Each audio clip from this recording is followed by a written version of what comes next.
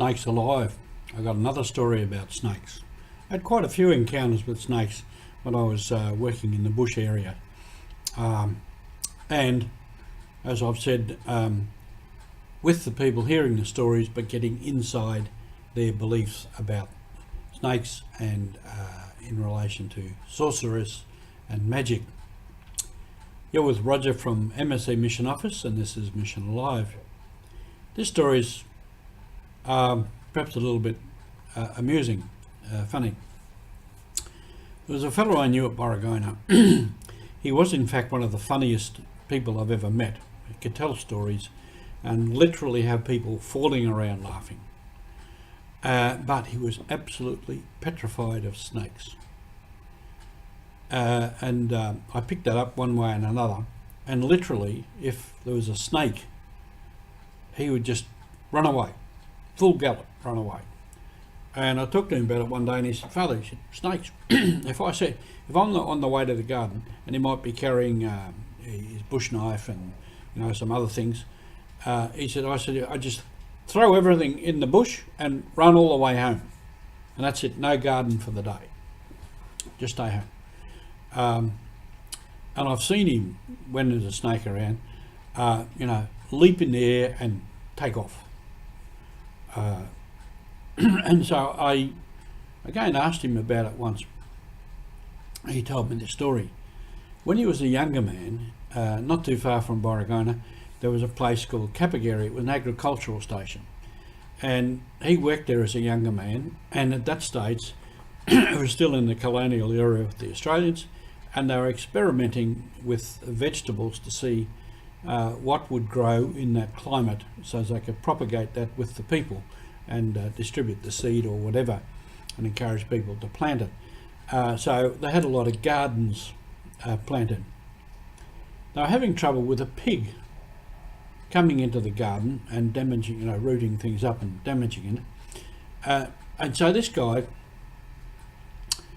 he went around through the bush in and out, and he found where the pig was coming through. So he went to the boss, who was an Australian, and he said, "If you give me the gun and some cartridges and a torch, I'll get that pig and we'll solve this problem."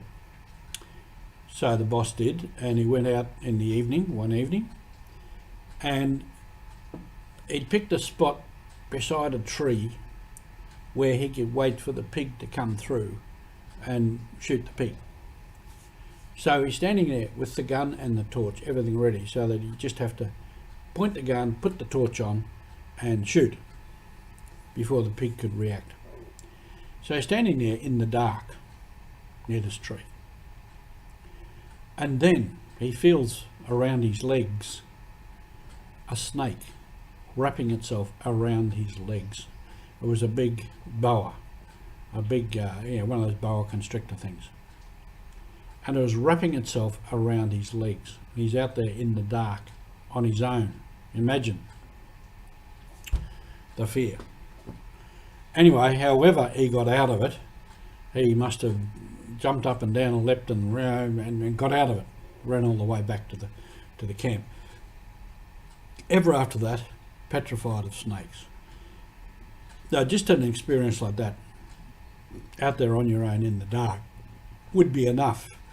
But if you throw in on top of it the belief that snakes can in fact be sorcerers, and he would believe that he was being attacked by a sorcerer, and then in behind that is also the fear of who is it that is asking the sorcerer or paying the sorcerer to attack him, and why? Why is someone attacking me? What have I done wrong? Why do people want to kill me?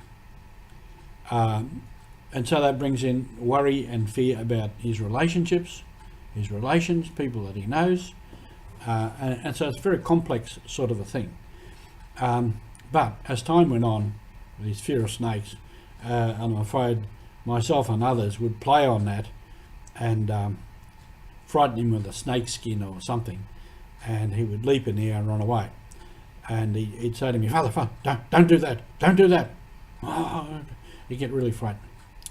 So again, You have to accept the man as he is, with his fears and phobias and his worries about things and his beliefs.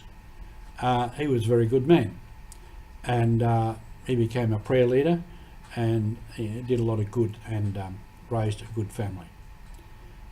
This is all part of Mission Alive, and the mission is alive. Thank you.